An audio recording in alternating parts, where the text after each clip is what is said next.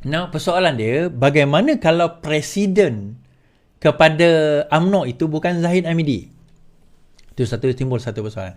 Dan kalau kita fikir secara logik, tuan-tuan, boleh juga sebenarnya. Kalau sebenarnya, ini cerita kalau UMNO itu bergabung dengan Perikatan Nasional dan membentuk kerajaan baru dan Anwar tidak jadi Perdana Menteri, lantiklah siapa pun, tak kisahlah, semua jadi Perdana Menteri, itu pun possible juga. Cuma dalam keadaan itu, UMNO kena bersedia menjadi balaci kepada Perikatan Nasional, itu je. Okay? Dia kena bersedia water down, larutkan, bukan larut Hamzah Zainuddin, melarutkan kuasa mereka. UMNO tidak boleh lagi berlagak sebagai abang besar. Kalau mereka sanggup tunduk kepada syarat-syarat tersebut, maka tidak ada masalah sebenarnya untuk UMNO bersama dengan Perikatan Nasional.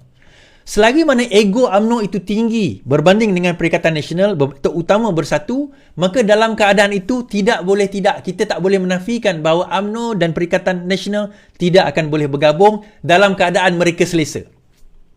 Tidak boleh bergabung. Dan juga untuk Perikatan Nasional, saya selalu orang kata, dulu kutuk UMNO macam-macam, sekarang bergabung dengan UMNO. Kita kata, kalau katakanlah ni cerita, UMNO tak bergabung dengan Perikatan Nasional, kamu nak bergabung dengan siapa? Perikatan Nasional akan bergabung dengan siapa? Of course Perikatan Nasional akan bergabung dengan UMNO. So kalau kamu kata UMNO tu penyamun, jadi sebab bergabung dengan Perikatan Penyamun, adakah kamu tidak bergabung dengan adakah kamu yang bergabung dengan UMNO itu tidak penyamun? Jadi sekarang ini kamu tak apa ambil penyamun, kita tak boleh ambil penyamun. Argument macam tu.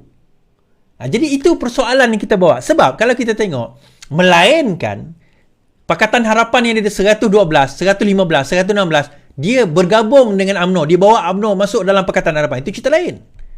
Sekarang ini kerajaan tak cukup. Itu cerita tu kita semua tahu, saya tak payah ulang lah. Tapi sebenarnya dia main benda ni, tuan-tuan. Dia main benda ni sebab dia dah tak ada modal. Modal nak dicerita, nak guna, nak bantai kita tu tak ada. Okey, GPS akan ikut mana, tuan-tuan? GPS akan ikut kat mana UMNO pergi. Simple. So cara dia nak entice orang parti ni menyokong mereka, dia tak akan entice melalui GPS. Dia tak akan entice ni, maksudnya dia tak akan menggoda dari GPS, dia tak akan menggoda dari GRS, dia akan goda daripada UMNO. Kemana UMNO pergi, GPS, GRS akan ikut.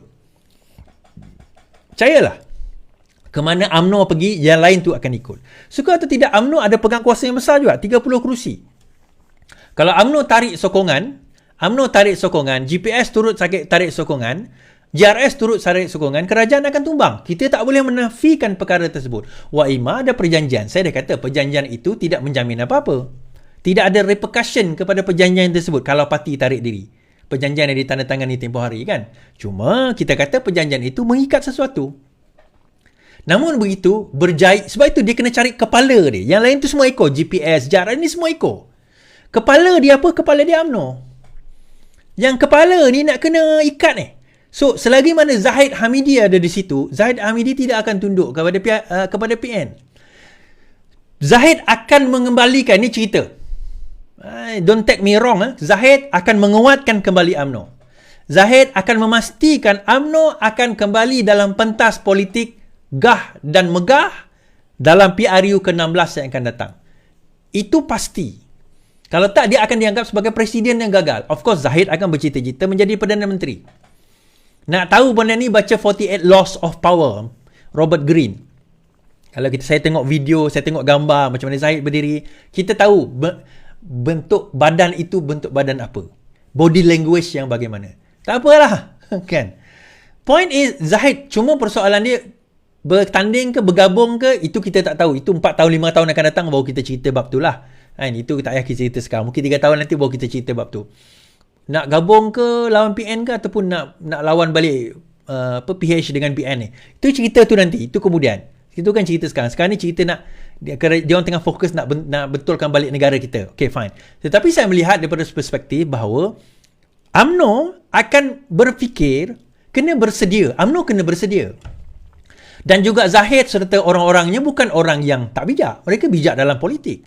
So, mereka kena sudah mula mengatur langkah. Untuk makluman, saya akan diinterview insyaAllah oleh Sinar harian nanti dalam bulan ini. Beberapa bulan nanti saya akan umumkan. So dalam antara lain adalah menyentuh tentang Perhimpunan Agung UMNO. Kalau jadilah, kalau Sinar Harian tak tarik balik slot tersebut, kalau dia tak tarik balik, dia akan ada perbincangan tentang perkara ini. Dan ini antara perkara yang saya akan utarakan, bahawa UMNO akan bersedia lawan atau tak lawan. Sebab kita sebagai orang yang merancang strategis, kita akan melihat semua kemungkinan. Kemungkinan A, kita akan bergabung dengan Pakatan Harapan. Ini daripada perspektif UMNO. Kemungkinan B, kita akan bergabung dengan Perikatan Nasional. Kemungkinan C, kita akan lawan Pakatan Harapan. Kita akan lawan Pakatan Harapan, kita lawan Perikatan Nasional. Kemungkinan D, kita akan bersama Pakatan Harapan, lawan dengan Perikatan Nasional. Kemungkinan E, kita bersama Perikatan Nasional, lawan dengan Pakatan Harapan. Kemungkinan F, kita bersama dengan PAS, melawan melawan Bersatu dan juga melawan Pakatan Harapan. So, dia ada kemungkinan itu yang diorang kena fikir secara strateginya. Secara game teorinya.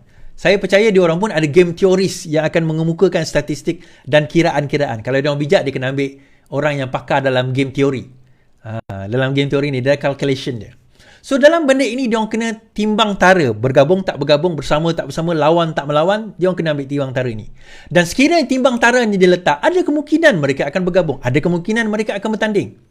So, buat kebarangkalian sekarang ini, kemungkinan sekarang ini, mereka tidak akan bersama dengan Perikatan Nasional. Kemungkinan besar. Ini saya boleh kata kebarangkalian besar 80% ke atas, Zahid tidak akan bersama dengan Perikatan Nasional. Tetapi saya tidak menjamin pemimpin lain tak akan bersama dengan Perikatan Nasional. Dan untuk mereka keluar daripada perikatan ini, tak perlu individu keluar, tuan-tuan. Individu tak boleh keluar. Dia mesti melalui en bloc. En bloc maksudnya satu parti. Kalau UMNO tarik sokongan, yang lain tarik sokongan, maka kemungkinan jatuh tu akan besar. Now, dia ada dua pilihan raya besar akan berlaku pada tahun ini. Yang pertama, pemilihan UMNO. Adakah Presiden akan bertanding tak bertanding? Itu satu persoalan. Yang kedua, pilihan raya negeri. Kita jangka pada bulan 5 selepas Hari Raya. Dan PN suka atau tidak, dia akan melabur dalam pelaburan yang agak besar untuk menang, terutama Selangor. Sebab itu tadi, kenapa Hamzah Zainuddin sangat confident untuk menang Selangor. Dia tahu Negeri Sembilan, dia orang tak dia kata 50-50. Bila dia kata 50-50 ni maksudnya dia tak confident menang lah. Senang cerita, dia takkan invest dalam Negeri Sembilan. All that resources dia akan invest di Selangor. Kenapa di Selangor, tuan-tuan? Kerana kalau tumbang Selangor, negeri lain itu mudah untuk mereka nak ambil alih. Dan itu merupakan bargaining chip mereka kepada UMNO. Selangor adalah bargaining chip yang paling besar Perikatan Nasional kepada UMNO. Pada masa itu, kemungkinan, kalaupun Zahid, dia mungkin boleh tawarkan Selangor itu untuk gabungan, menyebut bentuk kerajaan sambungan dengan UMNO. Sebab itu nak menang Selangor, dia bukan kena menang semua. Untuk menang Selangor, PN tak perlu menang semua. Habis dia kena menang macam mana, Is? Dia hanya perlu menang cukup majoriti, kalau boleh bergabung dengan UMNO, untuk membentuk majoriti. Dia cukup jumlah untuk kalau bergabung dengan UMNO, dia membentuk majoriti. So, pada masa itu ada rundingan. Bersama Pakatan Harapan atau bersama dengan Perikatan Nasional. Ada ke negeri? Ada. Kan? Ada negeri macam kita tengok Perak dulu kan? Ingat Perak dulu Bagaimana Faizal Azumu dijatuhkan, UMNO yang jadi Menteri Besar. So, Selangor tak mustahil mereka akan cuba. Cubalah, they can try. Bolehkah menang, Is? Kemungkinan ada. Tapi kalau ikut calculation agak sukar lah. Kan, keadaan PAS di sini, kerajaan Perikatan Nasional di sini agak sukar. Now, yang terakhir sekali, bagaimana mereka nak menang? Cara mereka menang, tuan-tuan, adalah dengan membina persepsi. Bagaimana mereka membina persepsi? Yang pertama sekali, mereka tumbangkan dulu, mereka kucar-kacirkan kita, mereka tumbangkan pemimpin. Di Kelantan, di Terengganu, di Kedah, kita tak ada satu pemimpin lokal yang boleh dipandang seluruh negeri sebagai satu pemimpin. Di negeri-negeri tersebut. Namakan. You cannot name me. Selagi mana tiga negeri ini tidak jumpa pemimpin mereka, sukar untuk mereka nak menawan negeri-negeri tersebut. So, bentuk balik. Sebab itu saya jumpa dengan Datuk Husam tempoh hari. Ustaz Nik Omar tempoh hari. Saya kata, you have to choose to be the leader. You kena bersetuju. Nak jadi leader ni, tuan-tuan, pertama, you kena ada kriteria leader. Kedua, you nak jadi leader. You nak. Selagi mana you rasa you tak nak jadi leader, you takkan boleh dianggap sebagai leader. Walaupun you orang yang terkenal. Not necessarily.